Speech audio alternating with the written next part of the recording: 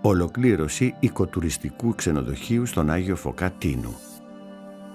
Η επένδυση αφορούσε την αποπεράτωση της κατασκευής αλλά και την προμήθεια του εξοπλισμού του ξενοδοχειακού συγκροτήματος Άνθια δυναμικότητας 25 δωματίων και 55 κλινών στην παραλία του Αγίου Φωκά της Τίνου.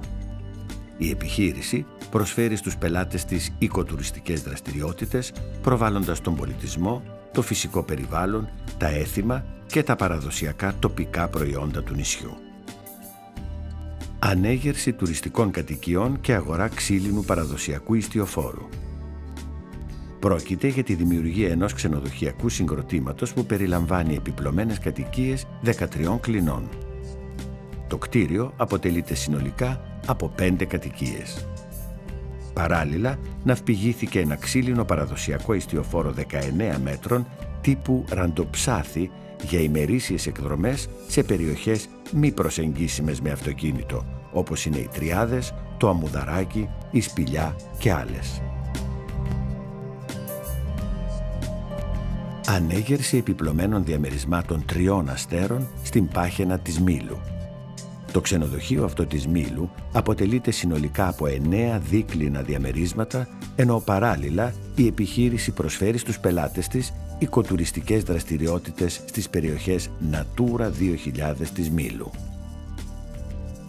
Μονάδα εστίασης στην Απολωνία Σύφνου. Το έργο αυτό που έγινε στην Απολωνία της Σύφνου αφορούσε την ανέγερση και τη λειτουργία μιας μονάδας εστίασης. Συντηρήθηκε ο παλαιός μήλος και έγινε πλακόστρωση με σχιστόπλακες τοπικής προέλευσης.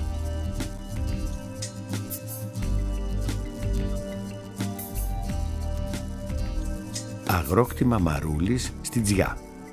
Στη θέση Άγιος Γεώργιος Κορισίας στη Τζιά πραγματοποιήθηκε το συγκεκριμένο έργο, το οποίο αφορούσε τη δημιουργία ενός επισκέψιμου αγροκτήματος. Στο αγρόκτημα αυτό, που έχει έκταση 27 στρεμμάτων, κατασκευάστηκαν 3 διόροφες τουριστικές επιπλωμένες κατοικίες που διαθέτουν καθιστικό, τζάκι και λουτρό. Στον περιβάλλοντα χώρο κατασκευάστηκαν πεζούλες και υπαίθριοι χώροι στάθμευσης τροχοφόρων. Επίσης πλακοστρώθηκαν οι επιφάνειες γύρω από τα κτίρια. Η γνώμη μου είναι ότι το Leader προσφέρει πολύ καλές προοπτικές για τη Τζιά και το νησί στο μέλλον. Ο τύπος δηλαδή των επενδύσεων που προωθεί. Το τι εφέλει αποκομίσαμε από το πρόγραμμα φαίνεται, γιατί χωρίς το Leader Plus δεν θα μπορούσα να κάνω αυτή την επένδυση. Οπότε γι' αυτό και μόνο δηλαδή καταφέραμε να κάνουμε αυτό που θέλαμε. Δηλαδή που ήταν να κάνουμε το αγρόκτημα βιώσιμο, να καταφέρουμε να το κρατήσουμε χωρίς να αναγκαστούμε να το πουλήσουμε. Και είμαστε πολύ ευχαριστημένοι. Και φυσικά θα το σύστηνα ανεπιφύλακτα σε οποιοδήποτε στη Τζιά έχει μια έξυπνη και δημιουργική ιδέα να συμμετάχει στο Leader. Τουριστικό σκάφος με γυάλινο πυθμένα, glass bottom, στην Τίνο. Πρόκειται για την ναυπήγηση ενός τουριστικού σκάφους μήκους 20 μέτρων με γυάλινο πυθμένα, glass bottom, για ημερήσιες περιηγήσεις και με έδρα την Τίνο. Το σκάφος αυτό διαθέτει ένα κλειστό σαλόνι, στο οποίο υπάρχει ειδικό διαφανές πλαστικό υλικό που επιτρέπει στους επιβάτες να παρατηρούν το βυθό.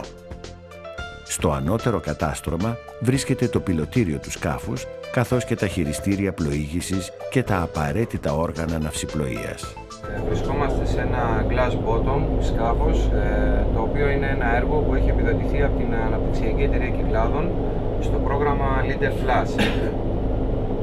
Το έργο ξεκίνησε το 2006, εγκρίθηκε η μελέτη του και ολοκληρώθηκε το 2008. Λειτουργεί ήδη 1 μήνα, κάνει θαλάσσιες εκδρομές περιηγήσεις στη νήσο Μύκονο και στην Τίνο και είχα μια πολύ καλή συνεργασία με την Αναπτυξιακή Εταιρεία Κυκλάδων. Diving in Blue, Κέντρο Εναλλακτικών Μορφών Τουρισμού Τίνου, ΕΠΕ. Στην Τίνο επίσης δημιουργήθηκε ένα κέντρο εναλλακτικών μορφών τουρισμού με κυριότερο στόχο την ανάπτυξη του καταδυτικού τουρισμού. Η εταιρεία βρίσκεται στο παλιό λιμάνι της Τίνου, στην περιοχή Βίντσι.